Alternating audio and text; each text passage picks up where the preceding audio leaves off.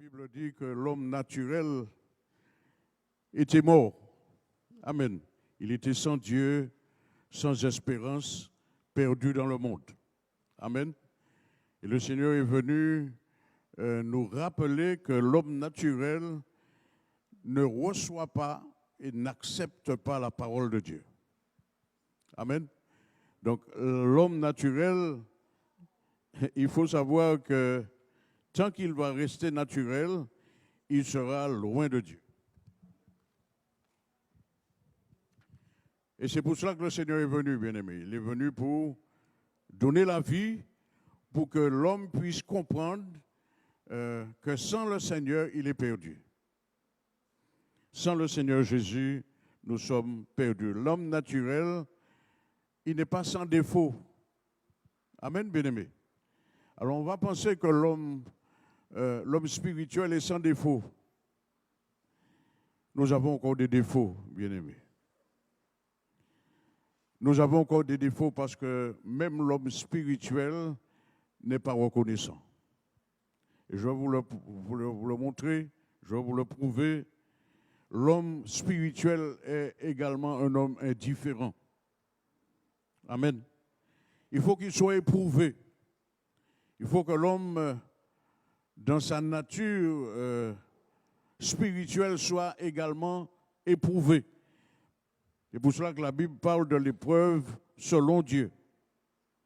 Le Seigneur sait que si nous ne sommes pas éprouvés, nous n'allons pas le servir. Amen. Il faut qu'il soit éprouvé, voire même menacé. Amen. Il faut même que l'homme spirituel soit menacé afin de reconnaître les bienfaits de Dieu. On ne reconnaît pas comme cela, bien-aimé, les bienfaits de Dieu parce qu'on se plaint toujours. On murmure toujours. On a toujours des choses à l'intérieur qui remontent parce qu'on aurait demandé à Dieu, on aurait demandé à un homme de Dieu, on aurait prié, on aurait jeûné, on aurait supplié le Seigneur et qu'on n'aurait pas reçu ce qu'on aurait demandé. Dieu peut-il nous menacer, bien-aimés? Puisqu'il faut la menace, bien souvent, pour que l'on soit reconnaissant. Dieu peut-il nous menacer? Ou Dieu nous menace-t-il, bien-aimés?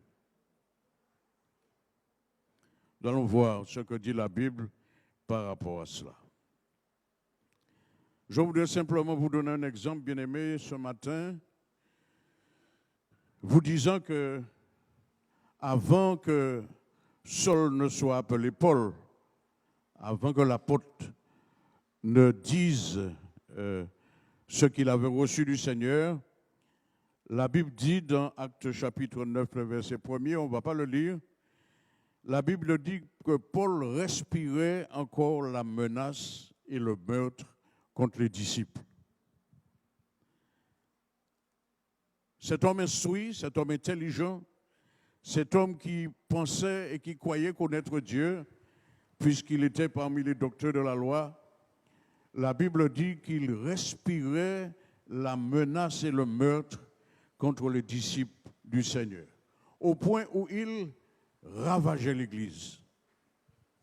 Amen. Avant de connaître le Seigneur, il ravageait l'Église. Il a fallu, bien aimé, qu'il soit lui-même éprouvé, qu'il soit menacé pour comprendre que c'est le Seigneur qui est au contrôle de toutes choses. Actes chapitre 4, verset 29, ne prenons pas toujours, puisque c'est juste une pensée. L'apôtre Paul avait écrit, bien-aimé, il avait dit au Seigneur, pendant qu'il était dans les difficultés, dans l'épreuve, il a dit, Seigneur, vois leurs menaces. Vois leurs menaces et donne à tes serviteurs d'annoncer ta parole avec une pleine assurance. Il a fallu qu'il soit menacé après qu'il ait été un ravageur, après qu'il ait été un homme qui menaçait l'Église de Dieu. il a fallu que lui-même, il soit menacé pour comprendre que le Seigneur fait tout et il fait comme il veut. Amen. Et à la question, bien-aimé, est-ce que le Seigneur menace son peuple? Est-ce que le Seigneur nous menace aujourd'hui? Est-ce qu'il y a une menace qui pèse sur nous? Est-ce qu'il y a une menace, bien-aimé, de la part du Seigneur qui pèse sur nous? On va dire non, puisque la Bible dit que Dieu fait toutes choses bonnes. Il est tellement bon que bien souvent on dit on peut faire tout ce qu'on veut. On peut faire ce qu'on veut parce que ça se disait, bien aimé, dans l'Ancien Testament, Dieu est au ciel. Il est tellement haut qu'il ne voit pas ce que l'on fait sur la terre. Il est tellement loin qu'il ne voit pas, il n'entend pas. Donc on peut faire ce que l'on veut sans être menacé. Alléluia. La Bible déclare, bien aimé, que le Seigneur que nous servons n'a pas changé. Il est le même hier, aujourd'hui et éternellement. C'est ça? C'est ça, bien aimé? Ça veut dire qu'il ne change pas. Amen. Amen, bien aimé. Il n'a pas changé à la création. Il n'a pas changé quand il est venu sur la terre pour donner sa vie. Et aujourd'hui encore, il n'a pas changé. Il est resté le même. Et demain, il restera encore, il sera encore le même. Amen. Amen, bien-aimé. Rappelons-nous que la Bible dit que notre Dieu est un feu dévorant. Amen. Amen, bien-aimé. Notre Dieu est un feu dévorant. Voilà, nous allons prendre un verset, bien-aimé, pour commencer notre entretien. Je vais lire ce verset qui se trouve dans Malachie, le chapitre 2, le verset 1 et 2. Malachie, chapitre 2, versets 1 et 2. Il est écrit ceci. Maintenant, à vous cet ordre sacrificateur, si vous n'écoutez pas, si vous ne prenez pas à cœur de donner gloire à mon nom, dit l'Éternel des armées, j'enverrai parmi vous la malédiction et je maudirai vos bénédictions. Oui, je les maudirai parce que vous ne les avez pas à cœur. Disons Amen. On va dire, bien aimé, qu'il s'agit là de l'Ancien Testament. Amen. Il s'agit d'ordres que le Seigneur avait donnés à son peuple par le biais des sacrificateurs, par le biais des Lévites. Et ces ordres n'avaient pas été mis en pratique. Amen. Nous nous rappelons, bien aimés, que du temps où Samson était sur la terre, où Déborah était sur la terre et tout, la Bible déclare qu'à un moment, le peuple s'était tellement détourné de Dieu que le peuple était sans Dieu, sans loi. Le peuple était sans Dieu, sans loi, et chacun faisait ce qui lui semblait bon. Et pourtant, bien-aimés, on voyait la manifestation de la gloire de Dieu. On voyait la manifestation de la puissance de Dieu. Chacun pouvait voir, soit par les colonnes de nuit et les colonnes de feu, mais également par les miracles qui se faisaient. Parce que nous nous rappelons, bien-aimés, du temps de Samson, personne n'était comme lui. Et lui-même savait que c'était par la puissance de Dieu qu'il faisait ce qu'il faisait. Amen. Amen, bien-aimés. Les hommes avaient perdu le bon sens dans ce temps-là. Ne pas donner gloire à Dieu à l'époque, c'était un crime. C'était un outrage à Dieu. C'était, on va dire, une abomination. Et le Seigneur avait dit, bien-aimé, dans Malachie, nous sommes parmi les petits prophètes, il a dit, et il le dit de la part du Seigneur, maintenant à vous cet ordre sacrificateur. Si vous n'écoutez pas, si vous ne prenez pas à cœur de donner gloire à mon nom, dit l'Éternel des armées, j'enverrai parmi vous la malédiction et je maudirai vos bénédictions, dit le Seigneur. Comment, bien-aimé, un Dieu si bon, un Dieu si grand, un Dieu si puissant, un Dieu si compatissant qui comprend, comment peut-il maudire ce qu'il nous a donné comme bénédiction? Dernièrement, le pasteur Rudolph a dit qu'il a eu une vision, et dans cette vision, il voyait le feu dans l'église. La Bible déclare, bien aimé, que le Seigneur ne fait rien sans avoir averti ses serviteurs. Amen. Le Seigneur ne fait rien sans avoir averti ses serviteurs, les prophètes. Ici, bien aimé, le Seigneur s'adressait, il lui dit bien, à vous, sacrificateurs. À l'époque, les sacrificateurs, c'était de la descendance d'Aaron. Amen. Ils avaient les Lévites comme aide, comme assistants. Et c'était ces hommes-là qui dirigeaient le peuple, qui instruisaient le peuple, qui conduisaient le peuple. Et le Seigneur leur a dit, si vous n'avez pas à cœur de donner gloire à mon nom, je vous maudirai. Nous allons dire, bien aimé, que c'était l'Ancien Testament. Il s'agissait du temps où le Seigneur usait de patience. Parce que la Bible dit que c'était du temps de la patience de Dieu. Comme si aujourd'hui, nous ne sommes plus dans le temps de la patience de Dieu. La Bible dit qu'aujourd'hui, Dieu use encore de patience envers nous.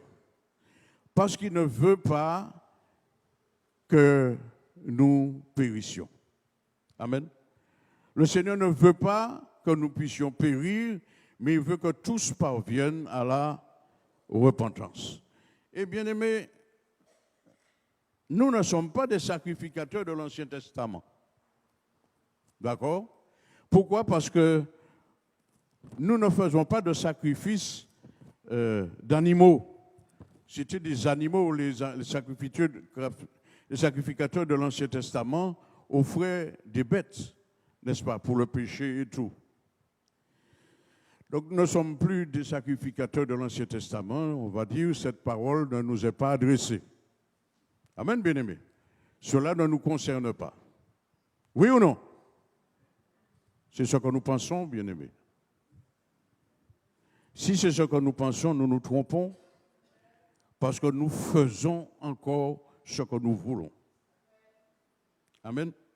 Nous faisons ce que nous voulons et nous refusons de donner gloire au Seigneur. Vous savez, lorsque Job avait été éprouvé, son épouse est venue pour lui dire, mon cher, tu as du toupet.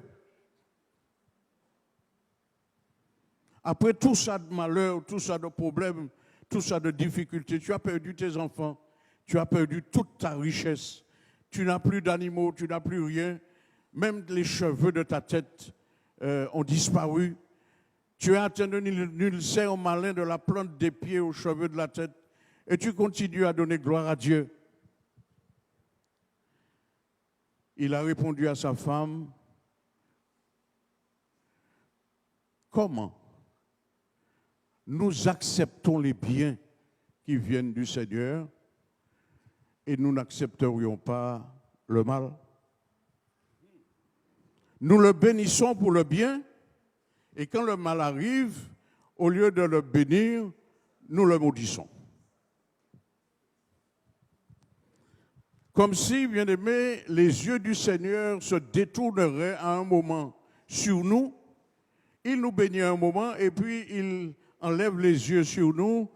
Et lorsque la malédiction arrive, nous disons, le Seigneur a les yeux fermés. Il ne voit pas. Donc, si pour la bénédiction, c'est normal, c'est naturel de le glorifier, de le bénir, lorsque les difficultés arrivent, lorsque les problèmes arrivent, il ne faut pas le bénir. Parce que nous disons que ça ne vient pas de Dieu, ça vient du diable. C'est ça, bien-aimé. La Bible déclare, bien-aimé, je vais vous montrer comment les hommes du temps du Seigneur agissaient et comment nous-mêmes nous agissons encore aujourd'hui. Regardez dans 2 Rois, le chapitre 17, verset 33. 2 Rois, chapitre 17, verset 33. Je vais le lire. Merci Seigneur. Il est écrit ceci, bien-aimé. Il s'agit encore toujours de ce peuple à qui le Seigneur a dit, si vous ne donnez pas gloire à mon nom, j'enverrai la malédiction dans la bénédiction. La Bible dit, il craignait aussi l'Éternel. Ce peuple-là, qui avait été béni par le Seigneur, la Bible dit, il craignait l'Éternel et il se créait des prêtres des hauts lieux pris parmi le peuple. Ces prêtres offraient pour eux des sacrifices dans les maisons des hauts lieux. Ainsi, ils craignaient l'Éternel et ils servaient en même temps leur Dieu de coutume des nations d'où on les avait transportés. Comment peut-on faire ça, bien-aimé? Comment peut-on servir Dieu et servir le diable en même temps? Puisque le Seigneur lui-même nous enseigne, on ne peut pas servir 2 maîtres. On va dire à la fois. On ne peut pas servir 2 maîtres à la fois. Ou bien on aimera l'un et haïra l'autre, etc. Ce n'est pas possible. Amen, bien-aimé. Et pourtant, ces hommes-là, qui recevaient en permanence et qui faisaient des sacrifices pour le pardon des péchés, parce que c'est ça, bien-aimé. Les sacrifices des bêtes avaient pour but de pardonner les péchés. C'est pas ça? C'est ça, bien-aimé. Comment avoir été pardonné des péchés? On se remet ou on continue à donner gloire à ce qui n'est pas Dieu de sa nature. Comment peut-on se permettre de faire ça? Vous savez, le Seigneur l'a dit, et c'est écrit, ça ne va pas s'effacer. La Bible dit que le cœur de l'homme est méchant. Le cœur de l'homme est tortueux par-dessus tout, et c'est le Seigneur seul qui le connaît. Si le Seigneur ne te révèle pas l'état de ton cœur, tu ne sauras pas que tu es un méchant. Vous voyez la nature de l'homme, bien-aimé. Vous voyez naturellement comment il est, l'homme. C'est pour cela que le Seigneur veut que nous puissions changer de nature. Amen. Le Seigneur veut que cette nature adamique, cette nature pécheresse, elle soit transformée. Amen. Parce que les hommes n'aiment pas, bien-aimés. Les hommes font tout pour nous donner la possibilité non d'aimer, mais de haïr. Amen. Amen, bien-aimé. La Bible dit ici que ce peuple-là, que le Seigneur avait choisi, parce que c'était le peuple de Dieu. Amen. Les Juifs, c'était le peuple de Dieu, parce que la Bible dit, le Seigneur dit, je suis le Dieu d'Abraham, d'Isaac et de Jacob. Je suis le Dieu, je ne suis pas le Dieu des morts, je suis le Dieu des vivants. Le Seigneur estimait que ce peuple-là qu'il avait choisi, c'était un peuple vivant. Oui ou non, bien-aimé? C'était un peuple vivant. Comment un peuple vivant peut-il se permettre d'être abominable? Il servait l'Éternel, mais en même temps, il servait aussi les idoles. Amen. Que sommes-nous aujourd'hui? Sommes-nous réellement un peuple élu? Sommes-nous réellement, bien-aimés, le peuple élu lorsque nous considérons l'état dans lequel vivait ce peuple choisi? Parce qu'Israël, c'était le peuple choisi. Amen, bien-aimés. C'était le peuple choisi. Aujourd'hui, que sommes-nous, bien-aimés, aux yeux de Dieu? Ne sommes-nous pas le peuple choisi, un peuple élu? C'est ce que la Bible dit. Nous sommes un peuple élu. Nous sommes un sacerdoce royal. Nous sommes une nation sainte. Amen, bien-aimés. Et en tant que tel, nous ne sommes pas moins que. Le Seigneur avait dit, à vous cet ordre sacrificateur. Que sommes-nous? Regardons, bien-aimés, dans Apocalypse, le chapitre 1er, le verset 5 à 6. Je te donnerai l'occasion de lire, ma soeur. Comme je l'ai sous les yeux, je le lis. Apocalypse chapitre 1er, verset 5 à 6, il est dit, à celui qui nous aime, bien-aimé. Alléluia. À celui qui nous aime, qui nous a délivrés de nos péchés par son sang, et qui a fait de nous un royaume et des sacrificateurs pour Dieu son Père, à lui soit la gloire et la puissance au siècle des siècles. Amen. Aujourd'hui, bien aimé, nous sommes également des sacrificateurs élus, choisis, mis à part. Amen, bien aimé. La différence, c'est que nous ne ferons pas, nous ne sommes pas appelés à offrir des animaux. Amen. Nous ne sommes pas appelés à offrir des animaux, nous sommes appelés à nous offrir nous-mêmes. Ce qu'il est dit dans Romains, le chapitre 12, le verset 1er. Nous sommes appelés à nous offrir nous-mêmes. Ça veut dire quoi, bien-aimé? Ça veut dire que nous sommes le sacrificateur, mais nous sommes aussi le sacrifice. Amen, bien-aimé. Nous sommes le sacrificateur et nous sommes aussi le sacrifice. Amen. Les deux doivent être de bonne nature. Le sacrificateur, il doit être pur. Oui ou non, bien-aimé? Comme le sacrifice doit être pur. Le Seigneur, bien-aimé, il est merveilleux. Et il veut que nous puissions comprendre que certainement nous avons décidé de le servir. Nous avons décidé de le choisir comme Seigneur et Maître. Amen, bien-aimé. Nous avons fait ce choix-là. Amen. Et nous savons très bien, bien-aimé, que nous n'allons pas faire de sacrifice, nous n'allons pas adorer les idoles, nous n'allons pas nous mettre à déshonorer le Seigneur. Donc, nous allons nous dire, nous ne serons plus, nous ne serons jamais comme les sacrificateurs de l'Ancien Testament. C'est ce que nous disons, bien-aimés. Donc, nous ne ferons pas d'idoles, nous n'allons pas servir Dieu maître, etc. Nous avons fait vœu de servir le Seigneur. Donc, cette parole où le Seigneur dit « à vous, cet homme sacrificateur », ça ne nous intéresse pas, ce n'est pas à nous. C'est pas vrai?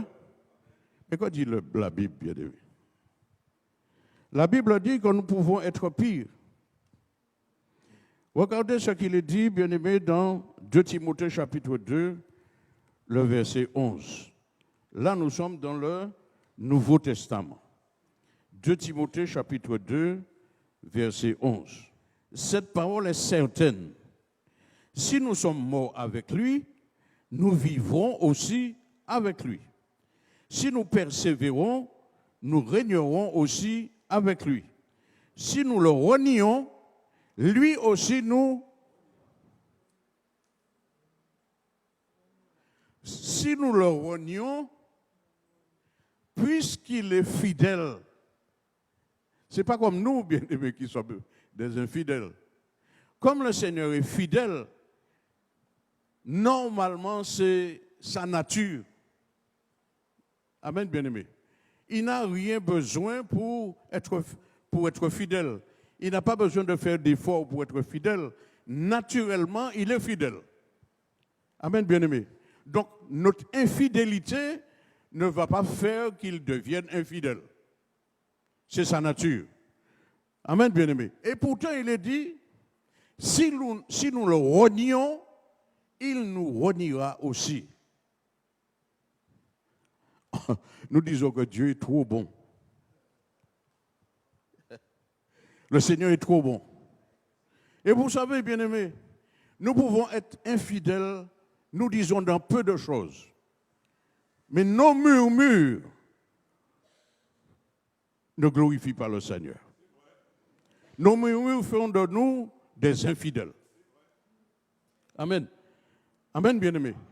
Nos murmures simplement font de nous des infidèles. Je vous disais la dernière fois, bien-aimés, que le Seigneur, il est intransigeant. Il y a des choses que certains acceptent. On finit par dire, bon, je suis dans le besoin, j'ai un petit souci au niveau de la banque par rapport au fait qu'on ne m'a pas versé mes allocations, on n'a pas versé mes indemnités et tout. Ça fait déjà une semaine. Le propriétaire me persécute parce que le loyer n'est pas payé. On me suggère d'aller à la Sécu, de faire des réclamations. Je vais faire des réclamations. Et on me pose des questions qui vont me donner à mentir pour que je puisse passer. Ça se fait aujourd'hui encore, bien-aimés. Ça se fait aujourd'hui encore, pas seulement chez les païens, mais chez les chrétiens. C'est ça, merci pasteur. Débrouillard pas péché. On va mentir pour faire passer ses intérêts. Pourquoi? Parce que on a mis de côté le fait que l'on est un sacrificateur, que l'on a été élu, qu'on a été choisi, et qu'en toute occasion, nous devons donner gloire à Dieu. Le mensonge ne rentre pas dans le paradis de Dieu. Les menteurs n'hériteront pas le royaume de Dieu, bien-aimés. Alors nous allons parler de cet exemple-là. Exemple, effectivement, il faut un temps soit peu mentir pour se dégager et pour passer. Parce que si on ne dit pas oui, on ne dit pas non, parce que c'est coité, c'est noté, c'est répertorié. Si on ne fait pas son mensonge, eh bien, on va rentrer à la maison, on n'aura pas demain le mandat sur le compte. Et on est déjà pris au dépourvu. Amen, bien-aimé. On est déjà coincé. On est déjà pressé de tous côtés. C'est ça que la Bible dit. Mais la Bible dit, bien-aimé, nous oublions lorsque ces moments-là arrivent. La Bible dit que nous sommes pressés de tous côtés. Il parle du chrétien.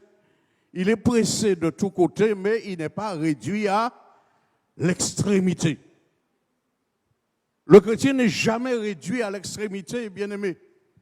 Pourquoi? Parce que c'est le Seigneur qui est son tout. C'est lui qui est sa solution. Amen. Amen, bien-aimé. C'est le Seigneur qui est sa solution. Alors nous avons parlé de cette histoire au niveau des administrations. Mais bien-aimé, nous avons le voisin à côté de nous. Le voisin qui est proche. Qu'il soit bien avec nous ou pas. Nous le voyons tous les jours avec les tickets, les billets de l'auto en main. Nous le voyons avec les billets de PMU. Il est toujours assis dans les bars, dans les lieux où on fait les jeux du hasard. Et subitement, on voit qu'il fait monter un mur. On voit subitement qu'il change sa toiture. Subitement, on voit qu'il a changé sa voiture. Amen. Et comme la convoitise ne nous a pas laissés. Amen, bien-aimé. C'est pour cela que je dis que le chrétien, celui qui donne sa vie au Seigneur et qui devient participant à la nature de Dieu, il doit changer. Amen.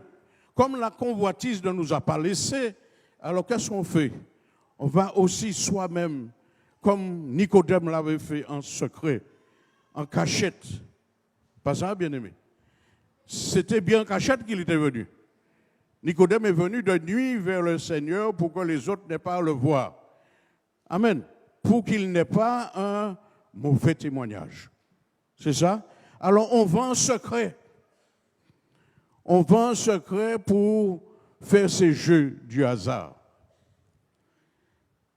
pensant gagner quelque chose. On peut aussi gagner, bien aimé, n'est-ce pas? Le diable a du tout peur, il peut te donner ce que tu réclames. Ce que le Seigneur prend une année pour te donner, le diable peut te le donner en 1 minute, en 1 seconde. Amen. Et bien souvent, bien aimé, on est pris au piège parce que c'est un esprit. La Bible dit l'amour de l'argent, c'est la racine de tous les maux. L'amour de l'argent, c'est la racine de tous les maux. Et quelques-uns en étant possédés. Pas possédés de l'amour. C'est ça? Pas ça, bien-aimé. Ce n'est pas possédé de l'argent. On est possédé de cet esprit qui s'appelle l'amour de l'argent. Étant possédé, la Bible dit quelques-uns en étant possédés, se sont égarés loin du Seigneur.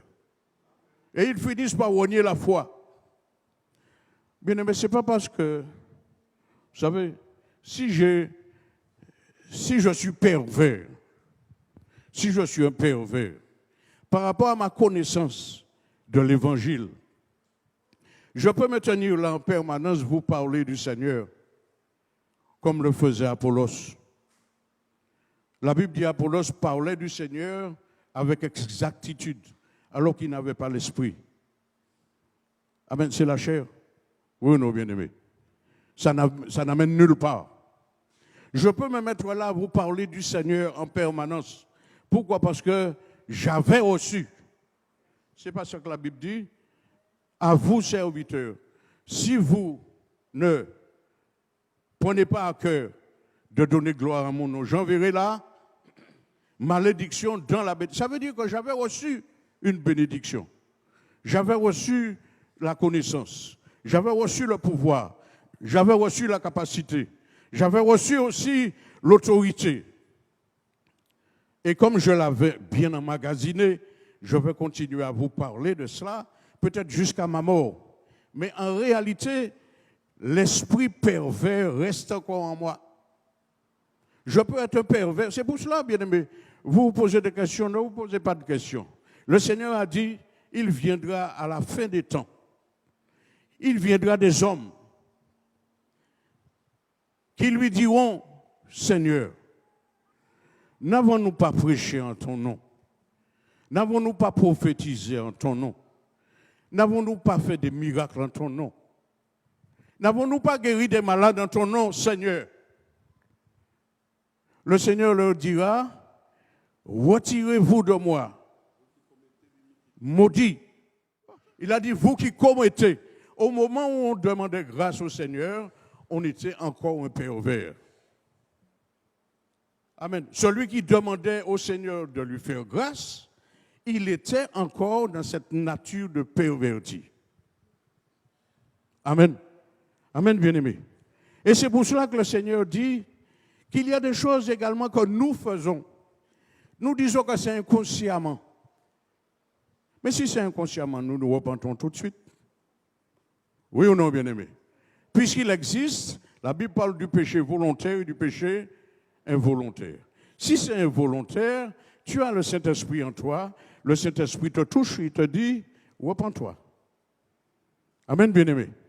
Et si nous sommes vraiment de la nature du Seigneur, nous nous repentons. Exactement comme David l'avait fait lorsque Nathan est venu vers lui, il lui a dit, mon cher, cet homme que tu veux tuer là, c'est toi. C'est ce qu'il lui a dit. Il lui a dit, cet homme mérite la mort. Il lui a dit, mais mon cher, c'est toi. Pourquoi il prêche trop corps? Parce que c'est toi qui as fait ça, qui a volé la femme du riz et qui l'a tué. Nous pouvons, bien-aimés, avoir été appelés pour donner gloire au Seigneur en tout temps, en toute occasion, et arrêter un chemin par rapport à notre mauvaise nature. Amen. Aujourd'hui, le Seigneur nous rappelle qu'il nous a appelés, il nous a rachetés, il nous a appelés pour un but. Donner gloire à son nom. Amen. Ne pas chercher notre intérêt. Ne pas chercher non plus l'intérêt de l'autre, mais chercher l'intérêt du Seigneur. Chercher son intérêt. Amen, bien-aimé. Chercher ce qui lui intéresse. Amen. Amen, bien-aimé. C'est dur. C'est dur. Mais c'est la vérité. Amen. Cette parole est certaine. Si nous sommes morts avec lui, nous vivons aussi avec lui. Si nous persévérons, nous régnerons aussi avec lui. Si nous le renions, lui aussi nous reniera. Ce n'est pas dans l'Ancien Testament, bien-aimé. C'est dans le Nouveau Testament, c'est l'apôtre Paul qui l'a reçu du Seigneur. Amen. De la même manière qu'il avait reçu dans 1 Corinthiens, le chapitre 11, pour la Sainte Seine, il a dit ce que j'ai reçu du Seigneur. Ça, ce qu'il nous le dit, ce qu'il nous dit là, il a reçu du Seigneur. Si nous le renions, lui aussi nous reniera. Si nous sommes infidèles, il demeure fidèle car il ne peut se renier lui-même. Amen. Amen, bien-aimé. Donc nous n'avons aucune excuse pour refuser de donner gloire au Seigneur. Aucune excuse. Nous n'avons aucune excuse, bien-aimé. Nous avons le droit et le devoir de donner gloire au Seigneur lorsque nous sommes bien, mais lorsque nous sommes malades, lorsque nous sommes riches, comme lorsque nous sommes pauvres. Amen. Amen, bien-aimé. L'apôtre Paul l'avait dit. Il avait dit, lorsque je suis dans l'abondance, comme lorsque je suis dans la disette, je me réjouis. Amen.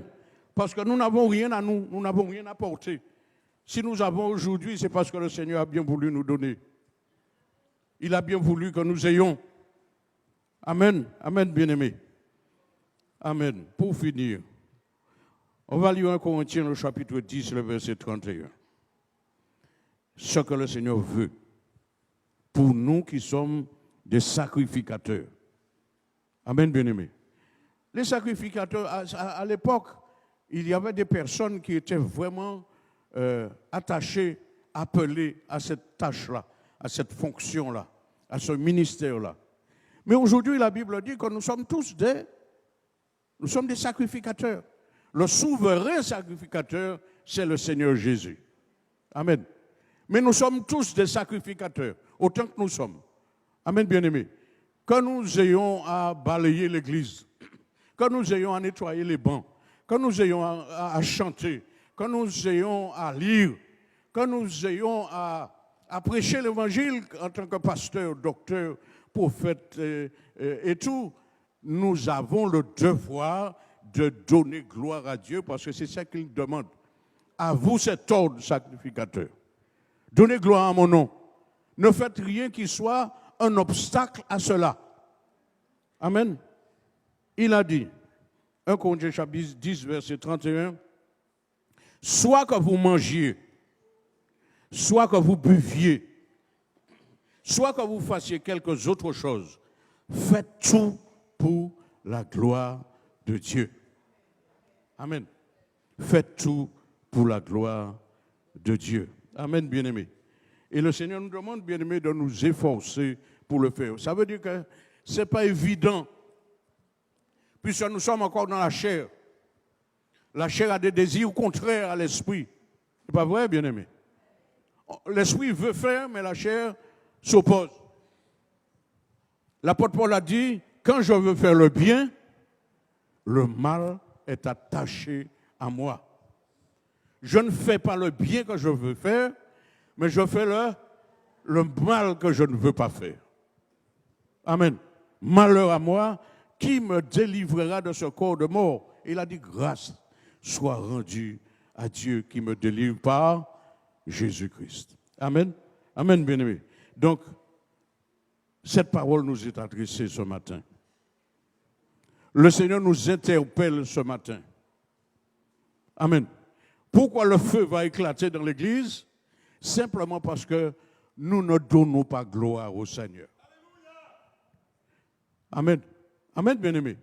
Nous donnons gloire à ce que nous estimons bon pour nous. Mais le Seigneur veut qu'en tout temps, qu'en toute occasion, nous puissions lui donner gloire. Que toute la gloire revienne au Seigneur.